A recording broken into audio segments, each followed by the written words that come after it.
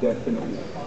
Everything, you know, I think everything involves around the concerns of the rakyat. KES, the considerations of the rakyat was taken into account in as time to resolve it in end of the month. It will probably be there. The concerns about delay and cost of the rakyat of KLIA2, that has been taken into account in us working 24/7 and getting the new deadline ready. Everything revolves around the rakyat, and basically that would be the template, and that would be something that I hope will continue under our leadership in the Ministry of Transport. Dato', based on your visit today, are you confident that the contractors could be able to hand over the terminal building and the CCC to MAB by end of January? I'm not an expert. I didn't get a chance to see everything, but they've gone a long way since my last visit, and they've gone a long way since the reports I received from Aziz Tafrawi's committee. And basically today they just mentioned to me certain timelines and certain bigger concerns that maybe I have to step in on the issue of bomber and all that, but those are deadlines that I will let them follow through until such time that I'm needed. But yes, I am confident, cautiously, through the delivery of the timelines. But there's a lot of work to do. But even before that, I just put on record how proud I am for them to be where they are today. That's great. Sorry, one more. When the airlines move to KLIA2, will there be an increase in passenger service charges? I don't know. You want to answer that today or another? Let's find another opportunity to answer that. What about the main terminal? Is there any plans for expansion? The main terminal? Yeah, we are planning at the moment because the terminal has reached 25 million passengers right now. So based on the original master plan, the capacity of the current terminal is up to 25 million, but we can stretch it to 30 million because the comfort level is 55 meters square per peak hour passengers. You can still squeeze, but you cannot squeeze aeroplane. That's why we need parking space for aeroplanes. You said the airport is 98% ready. So what is actually the 2%? Well, I don't worry about the 2%. I'm more concerned about the operational, the coordination, and the testing.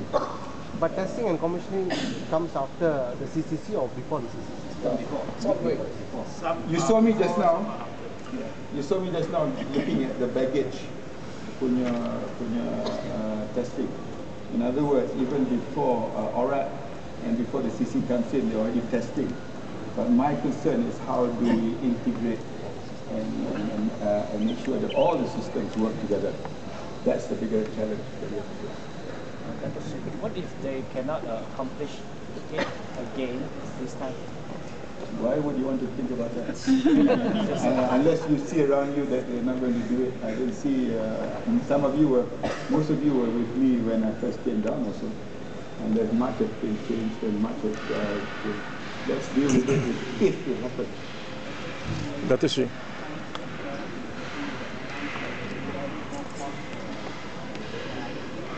Let me deal with the airlines when I meet them on the end of the month. I will discuss with them and let us all come up with one voice. And I believe that we can do that. That is right. 98% is basically the airport infrastructure.